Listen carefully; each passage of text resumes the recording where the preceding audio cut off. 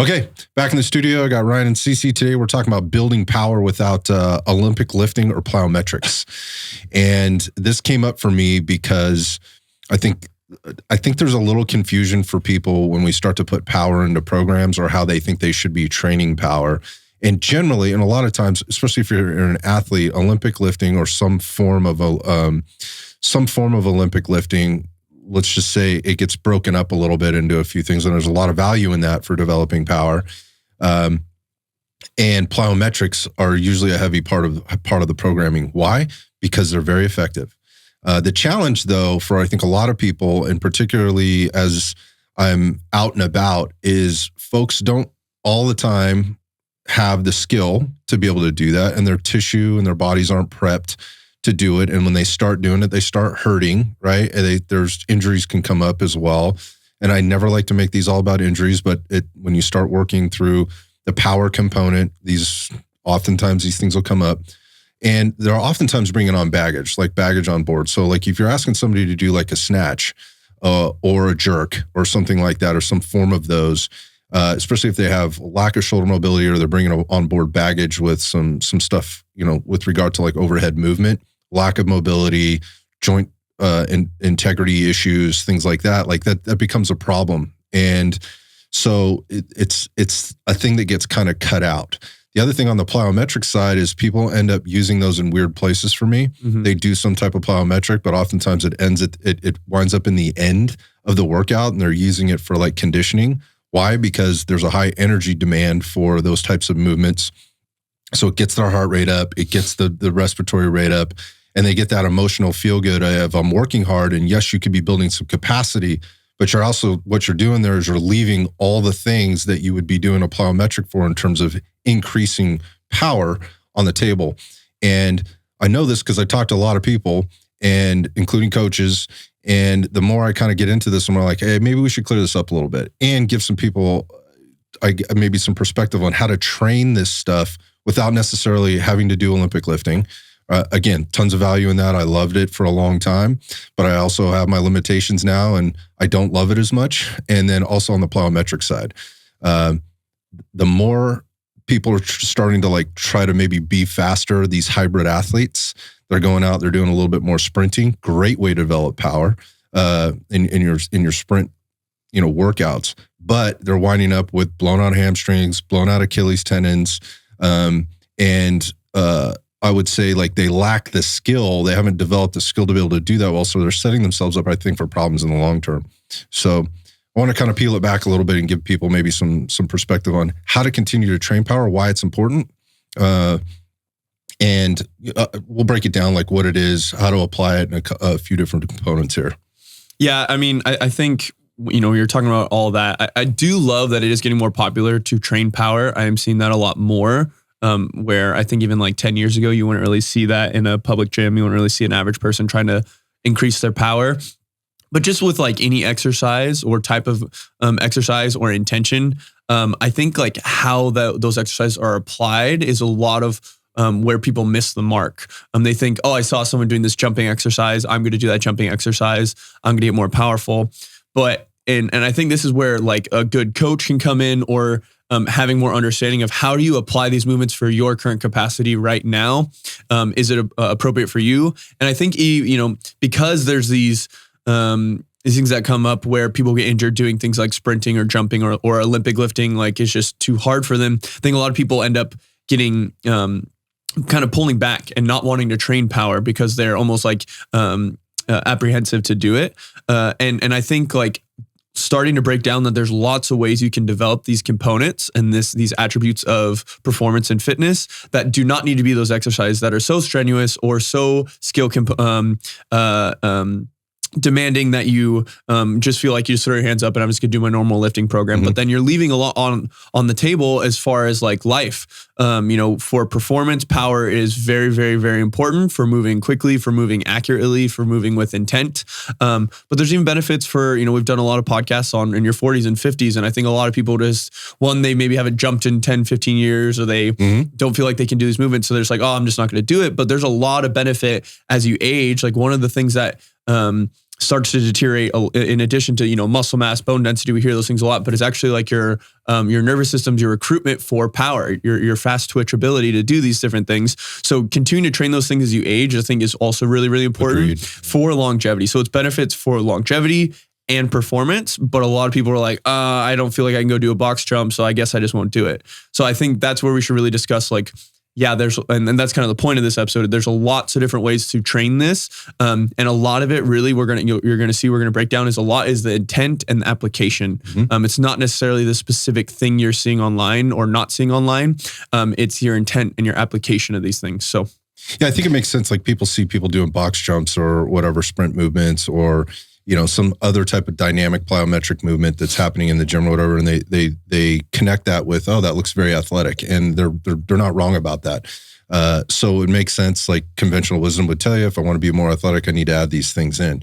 What you need to add in is this power component, right? And to your point, like there's different ways to do that outside of the two things we just mentioned, being Ollie lifting or plyometrics. It's not just reserved for athletes. And I love that you just brought that up. It shouldn't be reserved for athletes, because as you increase power, you will also increase strength, right? And we'll talk about like rate of force production and those kind of things. So the other thing I think that's tough for people to wrap their head around, a lot of times they get into working out. If they've been in this for a while, they get comfortable with something, they get good at something, they see a good result with something. That's the resistance training component. And they know how to make adjustments. And they also can kind of, whether they're tracking or not, they can see an immediate result from it. And they kind of, again, there's a lot of knowns about how to build muscle and strength. So it's a little easy. There's the water is not very muddy there. All right. It's pretty clear, like lift heavier things, right? Grow muscle, increase strength. Do that with some relatively like wide open right and left gutters, and you're going to get a result, especially as a new person. But the power component's different, right? It's not something that you're going to, not necessarily feel or see. It's something that shows up for you in these other things that you might be doing, whether you're on the mats. I'll tell you where it shows up for me quite frequently, and that is on the range. When we're out shooting and doing dynamic movement with shooting. If you're watching guys in competition or women in competition, you'll see people that are very good shooters, and they've figured out how to move their body through space, right? And get around these different stages. There's different stages they have to move and shoot, right? And what you're starting to see now, particularly there, is the more athletic people are starting to become much, much better. And they're starting to actually train this stuff and train these components outside of doing it at the range, which is where it all happened before. It was like, hey, how do I get from point A to point B to point C as fast, as smooth as I can, as efficiently as I can, create a stable position in order to be accurate and fast with my shots. And so that makes sense. Like, I just got to go out and practice more. But there's so many things, like, again, when I'm out there on the range and people are looking around, they're asking, like, I know what to do. I just don't know how to do it faster, right? And it's these things need to be trained. Like, they're watching a guy move around who maybe not even a very good shooter, but is extraordinarily good with the movement, right? And can move quickly, and just is like out of that exit position very, very fast and into the entry position very, very fast. So think about that. Like, it translates to the ball field, right? The court, the mats. Like, you know it when you see it. Yeah, I was going to say, so, maybe we should talk really quick about how else it might show up in life for individuals. Because Ryan, you just talked about, for people who are in their 40s, 50s, and 60s, and how power training is really good for them. And they don't have to use the methods that we've traditionally relied on as far as Olympic lifting and plyometrics. We can do the dead stop swings, we can use medicine balls and those types of things. So, for the average individual or somebody that might want to be able, that's involved in the FFA program, how might the power show up for them? Yeah, go ahead. Well, I mean, I was thinking about, because we were talking about the aging thing, longevity, like, there's three main, how many people hear about people falling when they're older? Yep. And, it's one of those things that people only like, oh, I'm 50, I don't need to think about it. But it's really what you do now that impacts when you're 80 or 90 or maybe 70, right? there's three main components with a fall being kind of detrimental. Is one, you don't have good eccentric strength or control, right? One, you don't maybe have good bone density in general, which are components that strength will train. But one of the biggest things actually is your reaction time. That's one of the, actually, I would almost argue in some ways almost more important of, think about when you're, younger and you trip and you kick something and your leg kind of comes out in front of you quickly. And that's kind of a natural subconscious reaction that happens. You don't even have to think about it. When people get older, a lot of the things that happen is that response is delayed. Very delayed. And that is a nervous system response. That is a thing that is a subconscious thing that you do not think about necessarily, but it should happen automatically. But if that is not trained, that's something that in everyday life, that is, if you're not training power and you continue to not do that as you go through your 30s, 40s, 50s, which so many people don't do things. Like you said, it kind of gets naturally trained in athletics, but people are doing fewer athletics. And a lot of their training isn't, they're not challenging that system. Then boom, like that's something in your everyday life. When you fall and you can't get your leg out in front of you, then that's where you fall on your wrist or you fall on your hip and you break that. And then that's where there's whole cascade of health effects for that. Let alone like just the other things in daily life. Like, I know people who are not 70 who tear their ACL or something like that because of their reaction time. And so I think that's a big component too, for like everyday life things. So yeah, I think if you're just trying to be a more vibrant, more resilient, more active human, that just makes sense to put it in there. And again, I was going back, like, where does it show up for you? You're not falling down a lot. It shows up when you do fall down. You don't have that reaction time. Then you wind up injured, and then go back to the cascade of things that you have to go through to come out of that. It's not necessarily because you're not strong, right? You don't have good bone density that you're injured or whatever. It's just that your body didn't know how to respond to that in that very short period of time. Yep. A millisecond to seconds to be able to again, get you through that situation, whatever it is. And there's a lot of that. Like if you like skiing and snowboarding, like how many people blow up their knees and blow up their shoulders and whatever when the wintertime comes around, they've done nothing. Then they strap on these two long things to their feet, right? They go up to the top of the mountain, get off the freaking lift, and they think everything's going to be fine. Well, I work out. Yeah, but you haven't really prepared yourself for what you're about to do. Maybe you do have some level of skill on the mountain, but at the same time, like if you don't have the properties underneath there to back up the skill level that you think you have or don't have, for that matter, that's where the stuff kind of shows up. I think part of it is like measuring it. So if it's not showing up for you in life, then how do I know I'm getting better at this or whatever? And here's the thing.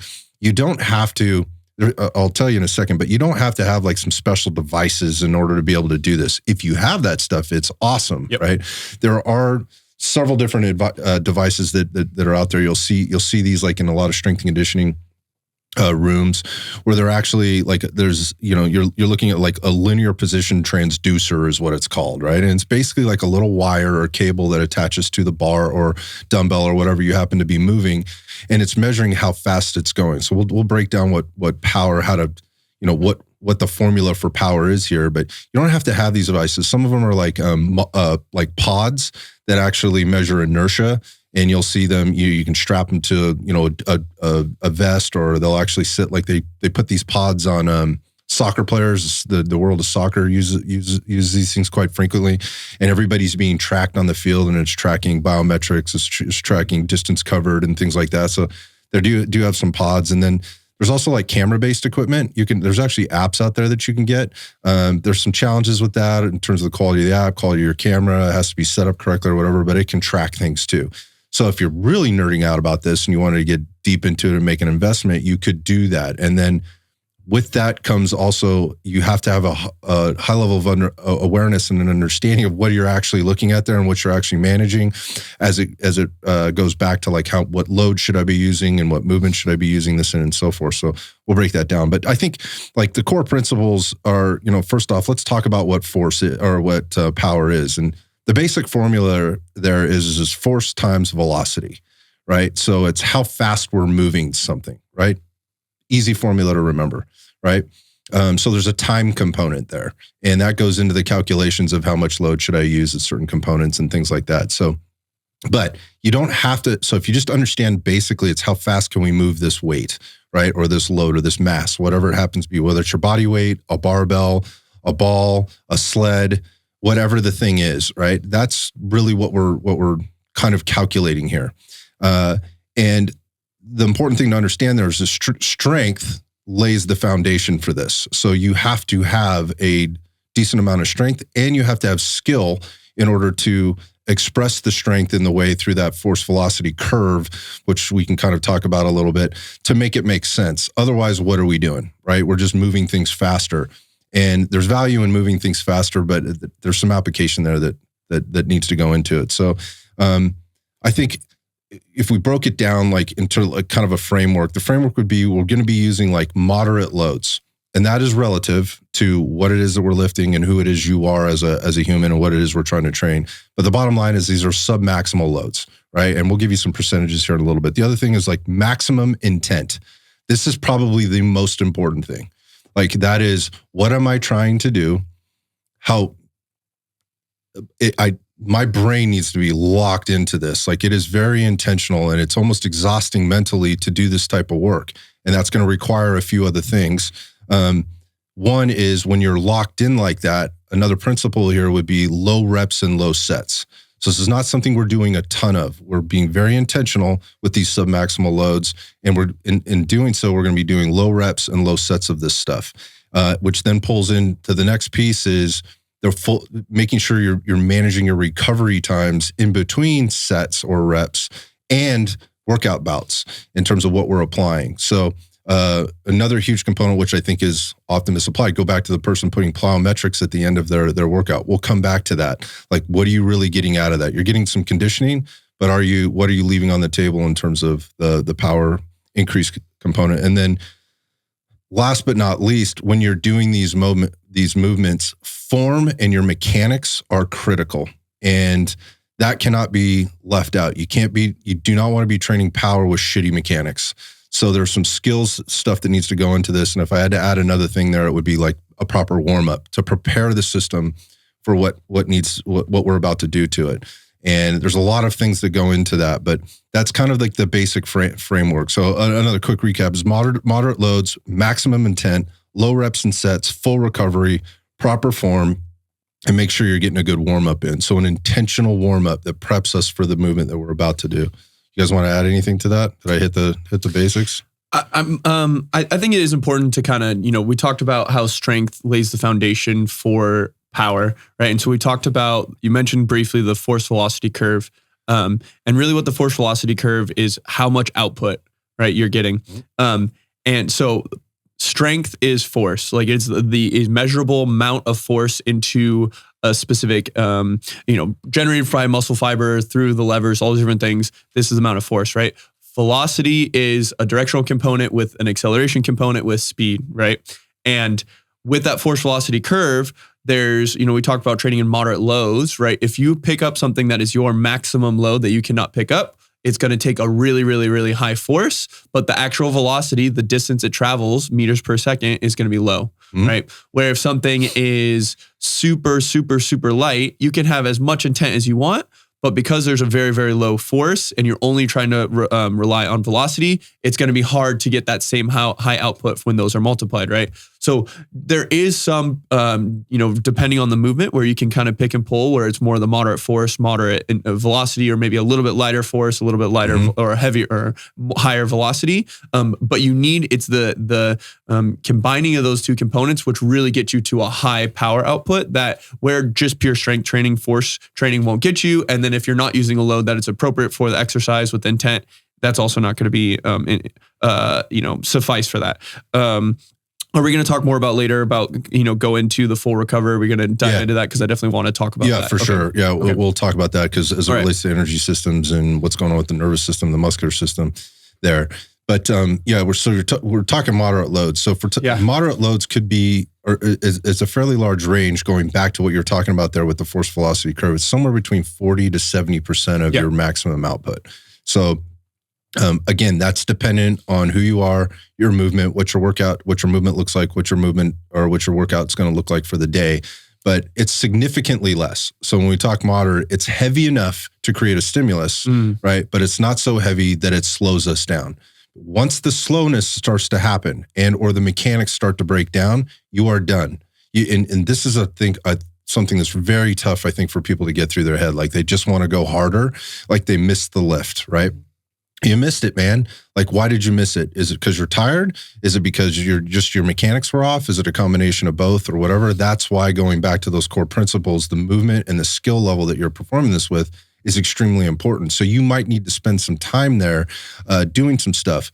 Now, what we'll get into is kind of some of the basic things that you're probably already doing and may already have a fairly high level of skill for, that you can start to add some velocity to those movements. Things like the bench press, the deadlift. We'll talk about medicine ball throws, maybe some pulling and some pushing, upper body stuff, horizontal or vertical stuff. Those are things that you're probably already doing. You probably have access to a bar. We can keep it really simple for, sake of the conversation, with like bar and bar speed.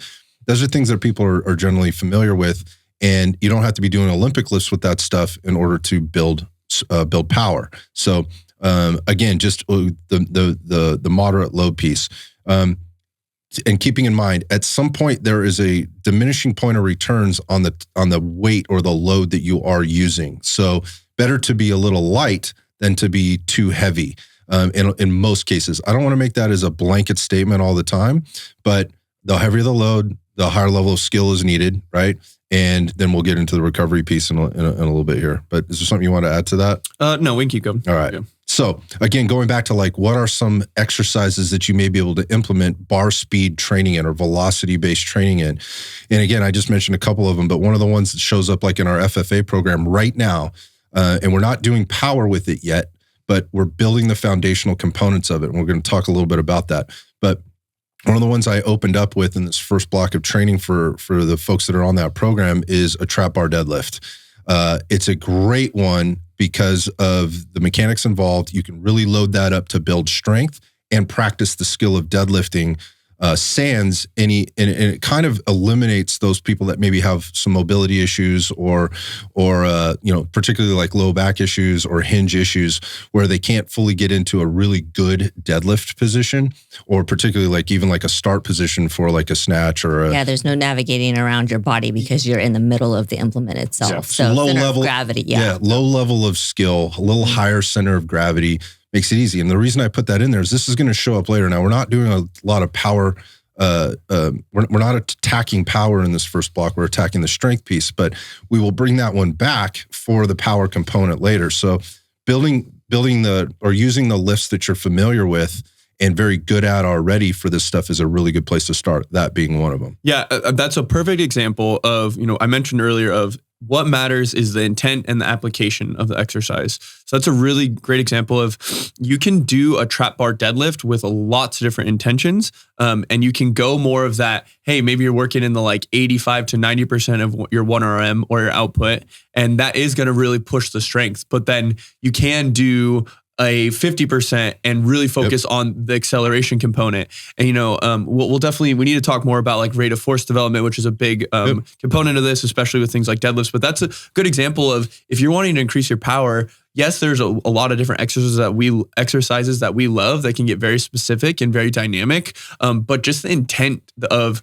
how Super quickly important. you're moving the bar, right? So a perfect example is a trap bar for sure. Yeah, so it's not so much like it's the intention to be explosive. Yep. So going back to the different intentions within the trap bar deadlift, like you can be moving it very slow. You could be trying to move it very fast, again, from a velocity perspective. You can work through some tempos, which we'll talk about a little bit here, and kind of with regard to kind of where we are in the Fit for Action program is right now we're working some pause reps and also some slower eccentric movement. So we're really building strength and loading that energy, right, and loading the body into a position to then be able to produce power at those end ranges. Again. Now, the trap bar deadlift being one of those ones, it kind of limits the range a little bit, and that can be a great place to start so you can kind of get a feel for it. But it really is, again, going back, it's going to be the intention to be explosive. Like, how fast can I move this? How much energy am I putting into this for this lift versus kind of creating tension in the bar and starting to get it moving and then accelerate after. We're trying to accelerate right from the get-go, as an example. So maybe we talk about that, like rate of force development. Yeah, that's what I was just thinking. I think it's probably good we talk about rate of force development. So we talked about like Power is a neurological component. If you really think about it, you're training your nervous system, right? So even if you have a high output, but you're not moving explosively, you're still going to recruit a lot of your muscle fibers. You're going to recruit a lot of your type 2 muscle fibers in a strength movement. And it's going to be a slower build if you don't train that, but you are going to get to this maximal recruitment pattern for a strength movement. Yeah, let's talk about like the bench press as an example in the bodybuilder, right? Exactly. You're trying to create mechanical tension, as much mechanical tension as they can for a given amount of reps and sets. Exactly. Like a good way to think about it is your body is going to respond and recruit as much as your muscle fibers and your nervous system as it feels it needs to move that implement or do the task that you're asking of it. Whether if you get to your maximum recruitment and you may not be able to do it, that's another, maybe it's too heavy of a load for you.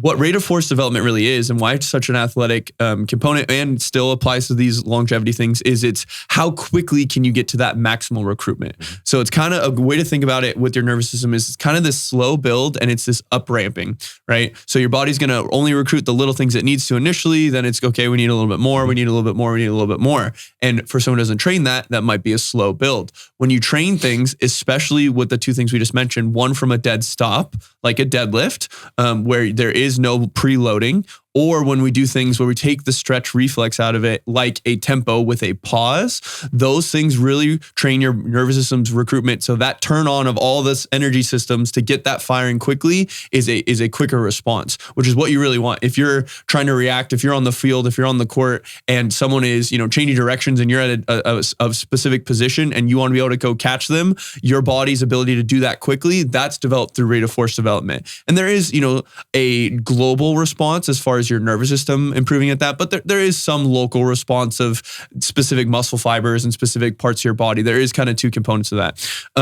But so basically, when we go from a dead stop, there's what's called a stretch reflex, right? Mm-hmm. Stretch reflex is this continuation of your body to use kinetic energy from a loading phase on generally what we call like an eccentric, and then use the elastic component of the junction of your muscles and your tendons, which when you kind of, if we think of like bouncing out of the bottom or something that's kind of a squat yeah. or a deadlift. If trying to give a visual, yeah, the squat. Like if you go down kind of, you accelerate, there's an accelerator component, there's momentum in the bar and your body weight with the load, and then you bounce out of the bottom. That is some force that you're generating, and that is a component of power. But what a lot of that is also using is what's the elasticity of your body. So the stretch reflex.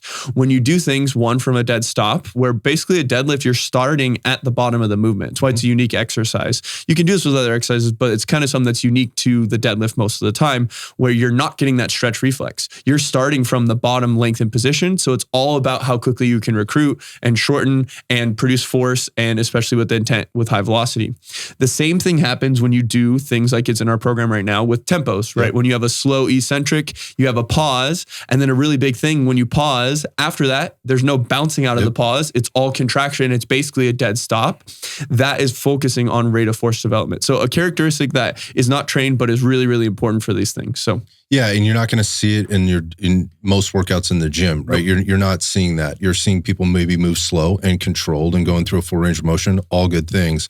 But they're not working this component, and they could be getting so much more out of lifts, creating strength and hypertrophy with having a higher rate of force development. So again, what we're talking about is the timing, how long it takes to switch all that on, and it's like a millisecond. The faster that works, the more powerful you're going to be. Yep. I think, again, like going back to the deadlift or the bench press, like how fast can you make that bar go? And one of the things we haven't mentioned is we're talking about acceleration, but we haven't talked about the flip side of that, which is deceleration, right? So with this, what you can also be building in how fast you can stop, right? That kinetic energy is now loaded, and then recruit all those things to turn it back on going the other direction for change of direction. That's that cutting speed or that cutting skill.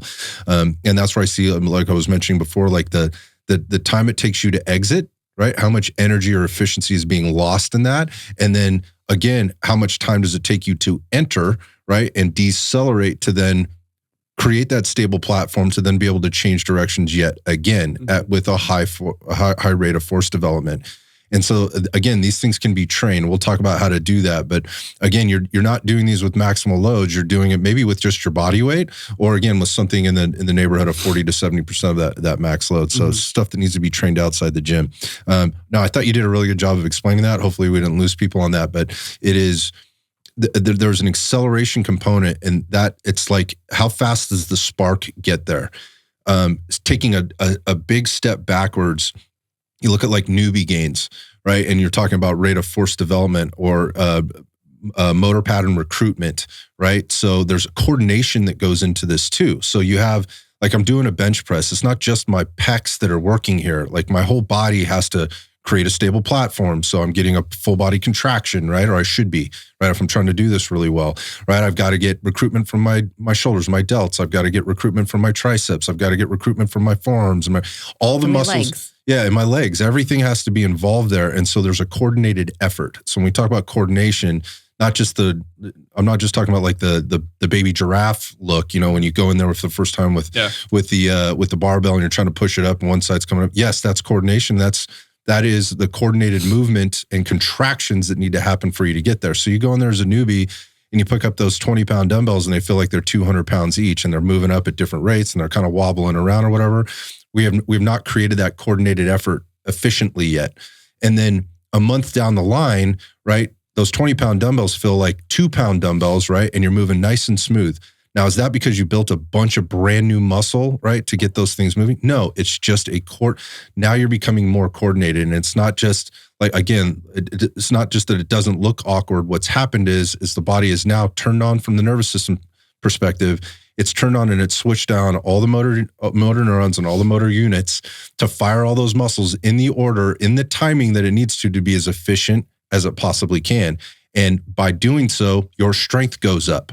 So if you look at that as a newbie and you go, I remember when, just the naked bar on the bench press, was so hard. And now I'm throwing, whatever, 135, 225, whatever it is on the bar. And, and I'm pushing through that. It wasn't necessarily that you built a ton of muscle. You probably did if you moved up that much, but it's because your body's just gotten more efficient at doing that. And that is what we're trying to do with power training. I always give the example to people of like, oh, you ever hear the mom who moves the car to save her baby? And really, she's not just a crazy freak strength person. She is just has in that moment, the adrenaline causes her body to recruit more. So really when you're a newbie, it's just learning to recruit more. But then, to go back to even the more advanced person, a thing with power that is really important and what will really take you to the next level on something like the bench press, where a lot of people can get to this point where, they've learned how to be stable and co-contract and produce more force, but then they kind of get stuck in these strength gains or performance gains. Is a lot of it is timing too, and it's accuracy with that. So it's not just now you can recruit your full body, right? But it's, can you also, eccentrically load, let's say in the bench press, and then at a very specific timing, recruit and what's called couple force from even the floor up through the body, through the chain to produce and maximally produce that force through your chest, through your arms, pushing the barbell. So this thing is, you'll notice that a lot as a newbie, but even for the more advanced person, working on your timing and the order and the sequencing of things, moving throughout your body is really, really important. And that's where you'll see the biggest benefit from these. So, yeah. So as we're moving forward into this, like, understand this, obviously, if any of that makes sense to you, then you will also understand that fatigue, any level of fatigue, is going to kill your power output. For sure. Right. And this as you go through your workouts and you recognize you're getting weaker as you go. And it should be like that, right? Like if I,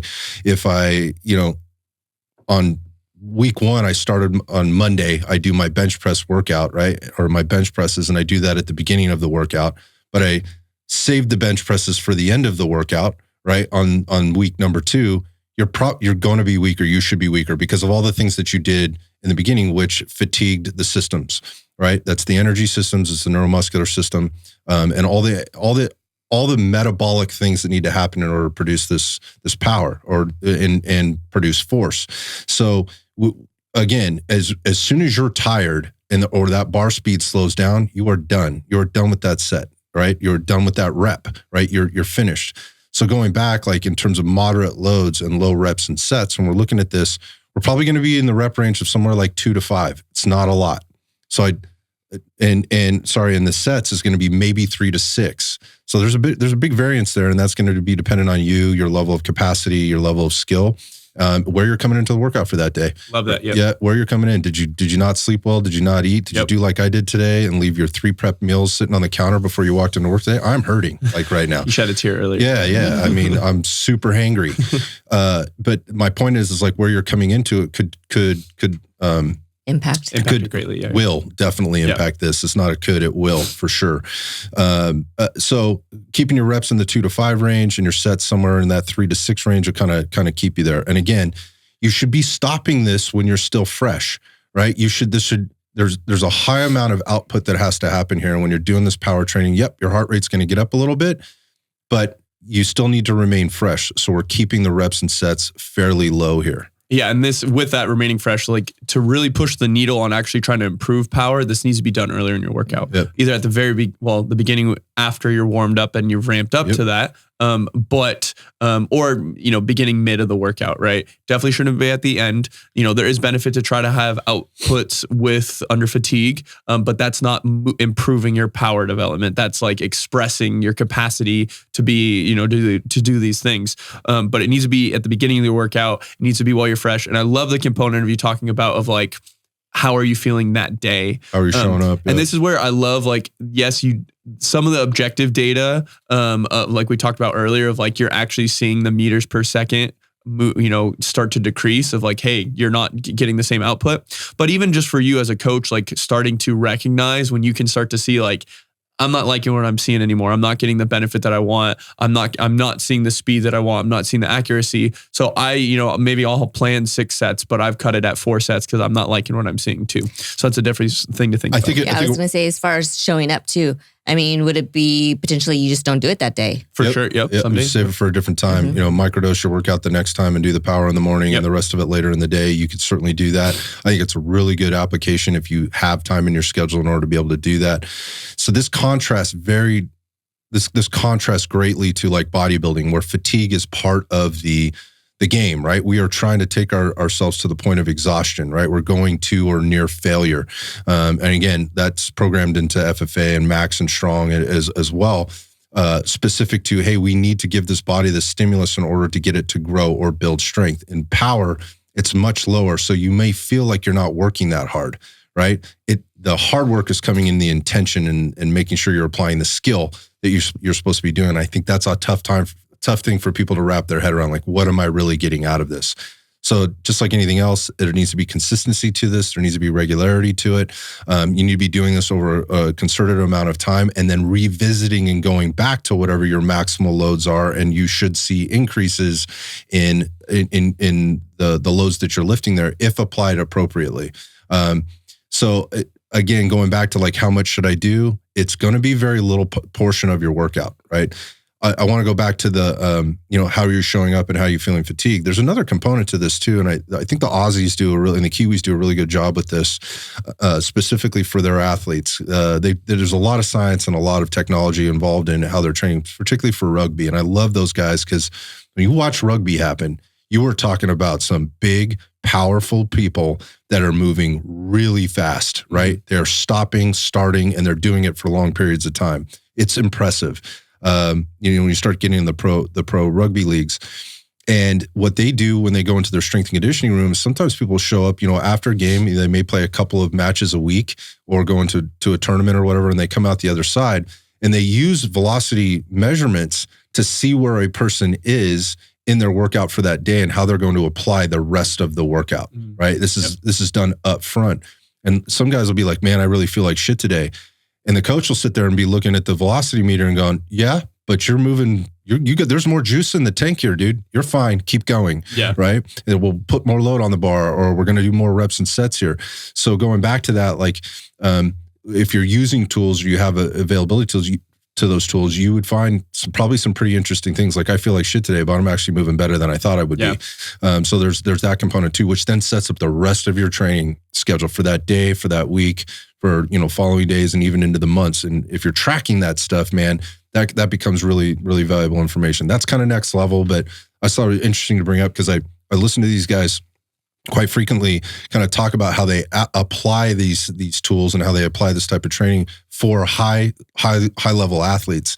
And so it's used in that sense too, as like an assessment. Well, and I think how that can be applied to the average exerciser is things like wearables, where they kind of tell you, like, really at the end of the day, like, your training should be guided by both objective and subjective data. They're both things to kind of look at. But the perfect example is like, oh, your watch told you you're not recovered. But if you feel good and you going in and you're still moving the weights and you're still moving with this intention, that doesn't mean you shouldn't train just because it says that. 100% or agree. on the vice versa, if it's saying you had a good, night of sleep, but you're really feeling like shit. Like, it's kind of a good way to, it's good to marry the objective and the subjective. Yeah, the tools can be crippling too. For so it's a peek inside of what might be going on, but there's a lot of other things there. Okay, so we're going to come back to what you brought up before, which is the recovery piece. Yep. Bottom line, this is where people get it wrong A lot. all the time. Yeah, for sure. I think, because we talked about one of the biggest things is that power training is not conditioning. And a lot of people think of recovery, and we're talking about, like, there is the global recovery throughout your week, which is kind of what we were just talking about with how you're feeling that day. But we're talking about like acute or specific recovery within that workout. So what are your rest times? What does that look like? And I think people only really think about recovery as, is my heart rate going down and is my breath under control? And so that's where I see this butchered a lot, because people, if you only do 3 reps of whatever the exercise, especially if it's like not the highest intensity or let's say highest load, right? You may feel fresh within like 20, 30 seconds, quote unquote fresh. Your heart rate's recovered, especially if you have a high capacity and you feel good to go. But this is something that there is some degree of like being able to feel it if you really become in tune with it of, hey, am I really ready to ramp myself up and have this high output. But a lot of it, this is such like a neurological and like physiological deep response that even when it's like going on with ions within the muscle tissue and the nervous system, that you can't feel. It's not the same as, okay, my breath's under control, I could do 3 more. Yeah, doing 3 more reps, just, slogging through it, you could do that easily. But you really need to be recovering, and depending on it, it can be anywhere from like 2 to 5 minutes of what that recovery. And you need to recover probably longer than you think you need to recover. You need to feel over recovered to really like, hey, I need to get to this high output. Or I always, say like, gun to your head, is this the maximal output you get? If I was going to measure this, is this going to match that same set? If you're not 100% sure that you can match that same intensity, then you're not fully recovered enough. So this is where people miss it. I was going to say, I think that this is one of the hardest things for individuals is because it takes a lot of patience. Patience. As far as for the rest period. Yeah, for sure. The anxiety starts to build. Like, I'm sitting around, I'm doing wasting time. Mm-hmm. I'm wasting time. But if you go in like to any powerlifting gym or whatever, these guys are, there's more sitting around, right, than there is. And even like the Oli lifting gyms, it appears there's more sitting around than work getting done. No, they're being very intentional with the work that they are doing, specific to the recovery times they know they need in order to accomplish the goals that they have set in front of them. So again, like that 2 to 5 minutes is on the low end, right? That's on the low end. And 5 minutes could be on the upper end, but some people might need a little bit more depending on where they are in terms of their outputs and also their conditioning levels. So here's a good way to look at it. Like, if you went out to sprint and you were trying to run, like, you were going to do 3 sets, right? And you're going to do 3 sets of sprints, just like a 40-yard dash or whatever. You did your first 40-yard dash and then you rested 30 seconds, right? Your second 40-yard dash is not going to be faster or as fast as the first one. And if you did that again for the third one, okay, maybe I'll rest a minute now. I rested 30 seconds. That was too much for me in my head. Like, I should be going again. I should be going. I'm ready. I'm excited. Like, I just fired up my system and I'm ready to go. And that felt good. And then you do it again. Let's say you rest 60 seconds. That's going to be slower yet.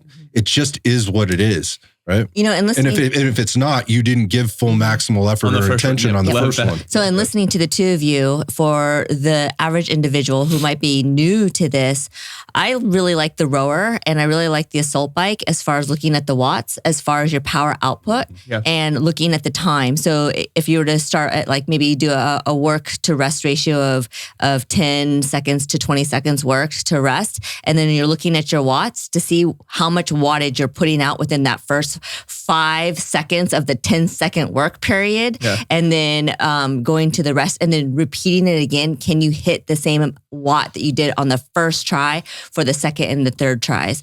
just as far as a visual. Yeah, for sure. I mean, it's exactly what we're talking about with like objective, right? It's very, and a lot of people don't think of something like an assault bike as a power exercise, but you could totally apply that as something that's you're focusing on the max output, whatever the protocol is for the recovery, but if we're reaching a maximal output based on the wattage and you can't get close to that, then you're not recovering if you're trying to apply it in that way, for sure. So. Yeah. So recovery time is usually the biggest miss. Again, it takes patience. It takes some resolve, to sit there and go, what am I doing? But what it does do is it gives you plenty of time to build up that intention to go back at it and hit it as fast as you can. Right. And again, that's the goal, so that we're getting that velocity moving, or we're getting that velocity to the rate that we need it to be. So think about the sprint example, right? 30-second rest isn't enough. It's going to be slower. If it's not, you didn't do your job on the first one, which is another way to kind of measure this. Like every time I should be going, I'm trying to go faster. I'm trying to go faster. I'm trying to go faster. And if you noticeably you cannot do that, then you are finished. You are done, right?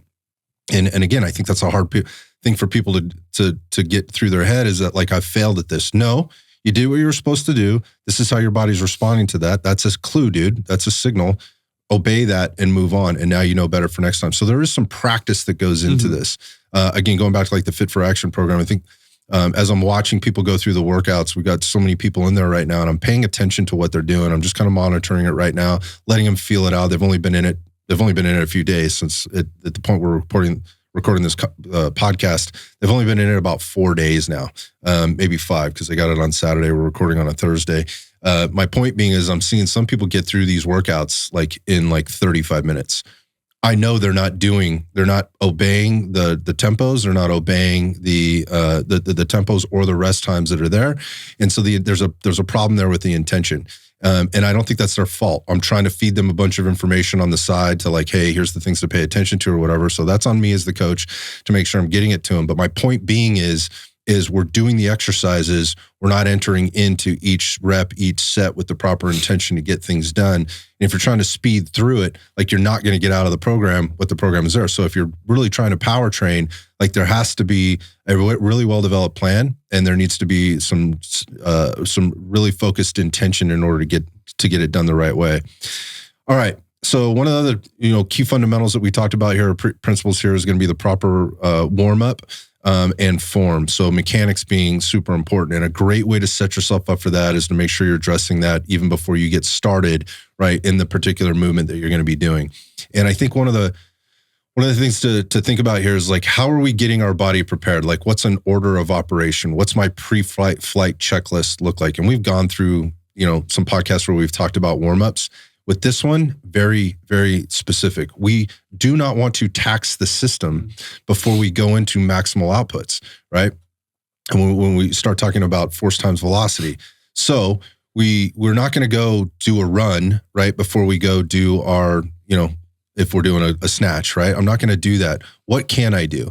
Well, I want to work on my mobility, make sure I can get through the ranges of motion that I need to for this particular movement or this workout for the day. And that's going to be very low output. It's going to be very high intention. What am I doing? I'm preparing the tissue, right? I'm starting to mobilize the joints or the joint, but it's going to be joints. Again, it's a collective system here to get it moving and get things lubed up, right? Get the tissue prepared, just kind of wake it up a little bit. And I'll tell you, for you older guys, this might be a little longer and a lot more intentional than it was when you were a younger guy. Ask me how I know. Like what we're doing is we're getting the tissue to slide and glide. We're hydrating it by moving it. We're also starting to hydrate, or let's just say lube up the joint, get some of that fluid moving around in there so that we're getting the actions that we want to have happen in there. And it's fairly low. It's very low intensity, right? There's high intention, but there's very low intensity in the force or application we're actually going and doing. So it's not going and doing, a bunch of push-ups before you get into your bench press, right? We may do a few of those, but it's not going to be a lot of those, right? We're not going through a 30-minute warm-up routine. We're moving joints specific and the body specific to what we're going to be doing. So the mobility thing, I think, is something that gets left off the table. It's like, I got to get going. Like, I'm ready. I'm fired up today. And they want to jump right into it. Well, again, going back to form, right? And mechanics with intention, if your body isn't ready to roll with that and it's feeling tight, you're feeling tight, and your joints are a little achy or they're a little stiff, muscle tissues are a little stiff, that's going to impact you. So warm-ups being a super important part of this. And so mobility, then we want to activate the stuff, and again, at a very low level. So activation takes form in a lot of different ways, but I don't know, maybe just give them some examples, like if we're going into, say, the squat as an example for activation. Yeah, I think this is where it is really, really important, activation of where you're getting specific things firing, but you're not crossing over into the fatigue, because the mobility kind of, people think of like, hey, I'm trying to maybe turn some things off or open some things up, right? But something like a squat, if you're trying to prep for that specific squat, it might be, hey, you have some awareness issues on your knee stability. So maybe it's like getting your glutes firing a little bit for the squat, or it's the position for that, or maybe it's opening, or even sometimes getting your adductors firing to allow you to get into the depth you need. 100%. Sometimes it's not just stretching it. It's actually like engaging your adductors. Huge mistake. People cranking on already tight tissue. Exactly right. So that's an example of like improving those things. If you want to do something that is based in power and you don't feel confident in your depth of your squat, you need to do that. But and that kind of bleeds into where getting some specific tissues I almost think of activation as like giving your body confidence it can get into the position. Yes, I love that. Especially if you have some sort of like orthopedic concern, like some chronic issue, something that has been bothering you for a long time. We always talk about like CeCe. She has to do a lot of like quad engagement stuff before she can squat, but that allows it where she can do that well after. And then this is where you kind of get into the skill component of practicing the movement. So we've talked about garbage sets or volume or warming up a lot. But you do want the working sets. Yeah, maybe it is the 3 to 6 working sets, but especially if it's a complex exercise, let's say you're doing a clean, right? It's a more complex exercise. You need to ramp up and practice the skill of the movement. 100%. And that can be depending, on the individual who you are. Sometimes for me, that's breaking up the components of the exercise, right? If there's, let's say like a clean, like maybe it's, warming up your catch position, warming up your triple extension, combining those two, doing lighter loads, building up, and you're not actually counting it as a working set until you get to the maximal output, whether it's with the load or the intention, the velocity, 40 things like to that. 70%. Exactly, the percentage, right? But that's also, so between the activation and the practicing the skill of the movement, and, we've talked about some people might need more mobility, some people might need more activation, some people it's very individualized with that.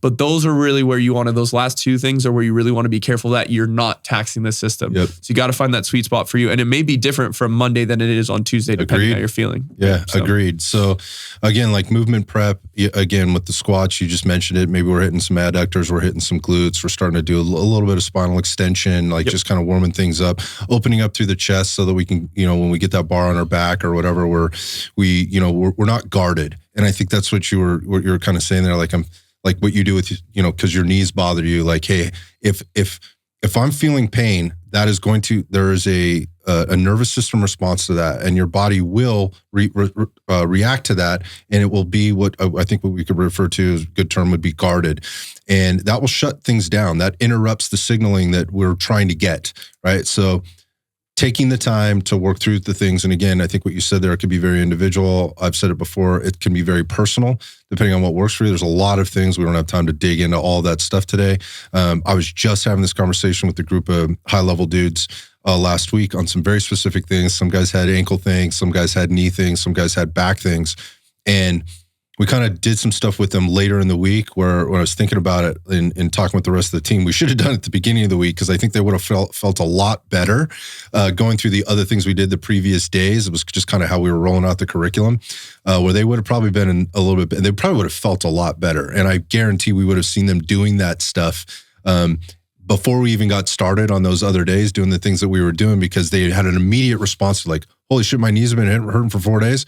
And I don't feel them at all right now. Why didn't you tell me this on day one, right? And again, the reality of it is they thought they were doing all the right things. These are high-level dudes that are working really hard to try to preserve their bodies and be ready for action, if you will. So again, very personal, but there's some things that can take the guarding response down, and that's what we want, because we need to be given everything we have, again, with this maximum intention. We don't want any interference right, in the signaling that needs to go on there. Yeah, I love that. All right.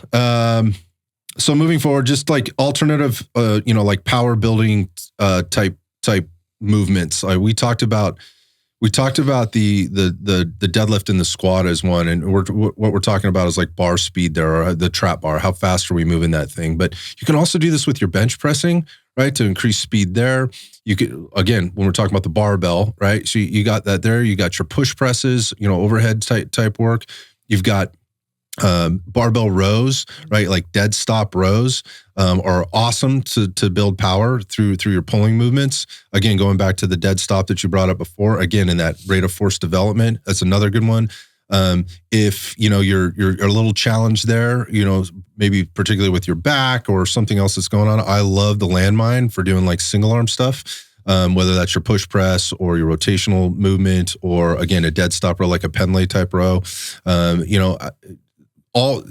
My point in doing this is like a lot of the movements you're already currently doing, you could be adding velocity to, right? Obviously, you got to adjust the loads appropriately, and you don't want to be doing this through the entire workout. It needs to be done at the beginning, but if set up correctly, you could be doing it all there and getting a huge return on investment for this without doing Olympic lifting or plyometrics. Yeah. And to build on that, another easy transition for that, with still doing a lot of these exercises, and if you feel like you've kind of maximized them or you need another stimulus, is adding things that are variable resistance, right? Mm-hmm. So things like variable resistance, the two common ones are bands and chains, where there's less resistance at the bottom of the movement and there's more resistance at the top. And what we were talking about with rate of force development, where there's this acceleration component, it really allows you to hammer that you have to accelerate all the way through to finish that movement. Mm-hmm. So that's a really easy, accessible way. And that's definitely something you'll see in the program too, of for just sure. adding bands to like one we love is like a trap bar deadlift banded. Mm-hmm. And it really hammers even more that you feel like you have to accelerate through that with the intention, right? So, right. Yeah. Because as you're getting to the top of that movement, you're getting a little bit more resistance, and you're not going to stop shy of that. There's like a reflex to this, and that's what we're training, right? We're training how fast can we get through the movement, and how much contraction can we get through that movement through all the things that are going on in the neuromuscular system. So I love bands. We do put a lot of bands. If you're in our Max program or into our Fit for Action program, if you're in the Fit for Action program, you're going to see some bands. I know not everybody has access to chains. I don't like chains as much. A lot of setup. There's a lot of setup. Yeah. Not as portable. Not as portable. You have to have multiple, lengths and weights of chains in order to kind of make this work. Make sure you're even on both sides. Yeah, all that kind of stuff. You do look kind of cool, I will say. Yeah. It is a sexy movement, that is for sure. But bands are much more, they're portable. Like you can take them, throw them in your gym bag, take them on the road with you. They're easily replaceable, and they're not very expensive, right? So I like bands a lot for those reasons. And again, like you can, as long as you've got a squat rack or something that you can anchor them to. Sometimes we anchor them to like the 100-pound dumbbells. I'll do dips, with bands for speed. All I have to do is wrap it around a heavier dumbbell on the bottom so it doesn't leave the floor, kind of thing. So they're easy, they're mobile, and you can move them around the gym. So you're not occupying like one space for the entire time. You can use them on your bench presses. Again, you can use them on your rows and your pulls. We even have band pegs on our pull down machine, right? We have one of those big Rogue overhead pull down machines, and there's a spot that you can attach bands to. So some of this equipment will allow you to do that. So again, stuff you're already using, add a little, add a $20 band or a couple of $20 bands to it or whatever. And now you've got a really good tool and use case for working your power. Sleds. Yeah, that's thank you for bringing that up. Yeah. Sleds. We need to talk about sleds. Especially we were talking earlier about people applying sprinting, right? And, a lot of people wanting to sprint and do those things, but maybe their body's not quite ready for it. So most people are not. Especially as you start to age up, you have not sprinted in a long time. I see people wreck themselves. It's hamstrings almost all the time, or it's an Achilles issue. Yeah, which a lot of the issues, those things happen. You mentioned earlier, we talked about acceleration, but deceleration, right? So what the sled really allows you to work on is it's very similar, and you can even set it up where it's the same joint angles as sprinting. and with your intention with that. But because you can add more load onto it, the higher force, you're actually dealing with less forces, and you're almost dealing with no braking or deceleration forces. So it allows you to really work on that that acceleration, that rate of force development, but not having to deal with the braking forces. Because when you're done, you just let go of the sled, you just stop, and now you're only braking your body forces, right? So go ahead. Yeah, I was just gonna say, in my mind, it really is the only tool inside the gym that replicates sprint mechanics. For sure. Where you are pushing against the ground, applying force, moving forward, right, at speed, and again, in a sprint position, right, where your body forward, knees forward, hip flexed, full extension at the back. There really isn't anything else that can do that. Yeah. So if you're wanting to like slowly incorporate sprinting, I would really do a lot of sled work for a good couple cycles before and get confident with that. And that's, just even talking about more of a sled push in that position, but there's lots of sled exercises, and it kind of is that only concentric component that we talked about for a lot of the movements. You can do things like squat to power pulls. You can do explosive, chest pushes on the sled that do integrate a lot of like that full body co-contraction. So there's a lot you can do with the sled. It's really, really awesome. Working on the rate of force development. Yeah, rate of force development. Yeah, so like if you're into max or you're into FFA, you see this stuff early in the program, and it may not feel like what you just explained yet, but we're setting you up for this later in the program. There's a and plan. that's like, again, like the folks inside Fit for Action right now are like, they're doing things they don't. I'm trying to kind of seed it for them so that they understand where they're going. But, we're going to be doing this for a while, and then we're going to walk away from it for a while. We're going to come back at it from a different angle, and then we will cycle all the way back to the strength component or the strength focus, and you're going to see how this stuff all plays in. And again, going back to how do I know this is working for me? If you are not consistent and continually doing a well-organized plan over time, like it's going to be impossible for you to see this stuff. Yeah. You have to be in a position to be able to actually do these things again from a skills perspective. A strength number one.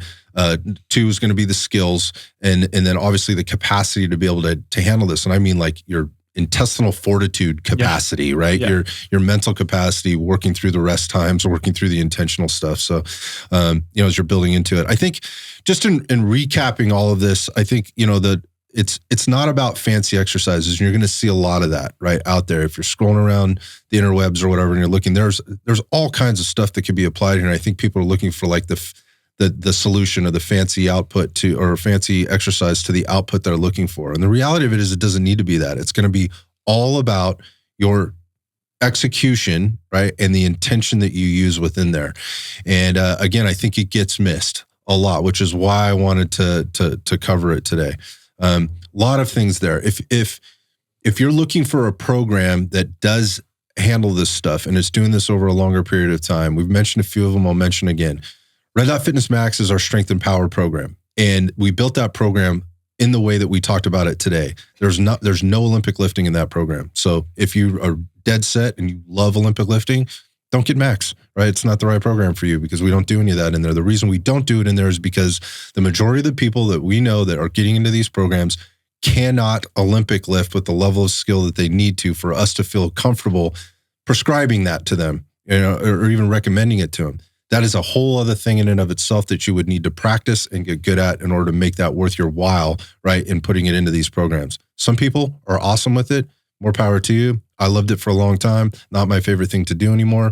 But Max doesn't have that. Max is building power through the things that we talked about. And we do add plyometrics in there. Plyometrics do show up.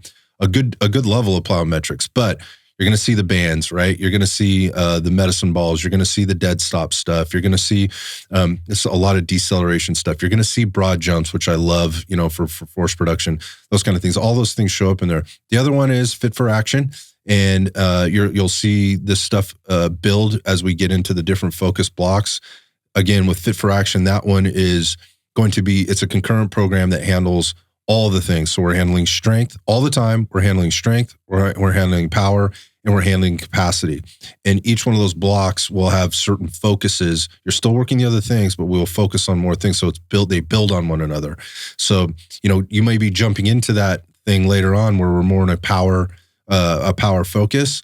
And that's okay. You can do that because you're still going to be working your strength and your capacity components, but you'll learn a bunch there, and then we'll eventually cycle back to a strength focus block. and you can build back into the power, and you'll see it again, and you'll see how it kind of shows up for you. So those are our 2 programs. There's a lot of great programs out there. There's a lot of people that do stuff, but when you're choosing a program, make sure you're choosing one that kind of fits your lifestyle. And whereas Max is like a 4-month program that's got an on-ramp process and gets you into there. Again, with that foundational level of strength, and then builds into the power. Fit for Action kind of jumps you right in. We're getting after it kind of right away, particularly right now. Like I said, it's strength, but it'll move into power, and you'll get some more capacity as you go. Do you have something you want to add? Well, yeah. And I think the last thing to add is, we talked about power is, how to find these things and execute them well and apply them to you directly is very personal. So if you do need like a more personal touch, all 3 of us do virtual coaching. Yep. We coach people, and that there's lots of different ways that looks like, but even if it's just the program, the application, how are you applying that to you as the individual, you can work with any 3 of us, yep. Wherever you are, and we can help you kind of navigate what is the appropriate power exercise for you and how do you apply that. Yeah, that's what we love doing the most, because that's where we see the best results, right? Like, again, delivering the program to the masses is you're trying to find kind of an 80% solution. That means there's a 10% at the top and a 10% at the bottom. And, that's what the virtual, that's what the virtual coaching is about, is closing the gaps. Yep. So yeah, you can always reach out to us. It's easy. Just go to red.fitness.net. Online, you can go to virtual coaching, or you can check out our online programs where you'll find Max and you'll find FFA. You can get FFA for free. We got a free trial going. So you can jump into that, see the programming, get going on it for 10 days right now, and get kind of a feel for it. Ask questions. You'll get all the materials. You'll see a month's worth of training in front of you. So you'll see a lot of stuff. And on the Max side, you can get 25% off. So if you go to that on the website, or you can just go to rdfmax.com, you can get 25% off. The code is MAX25.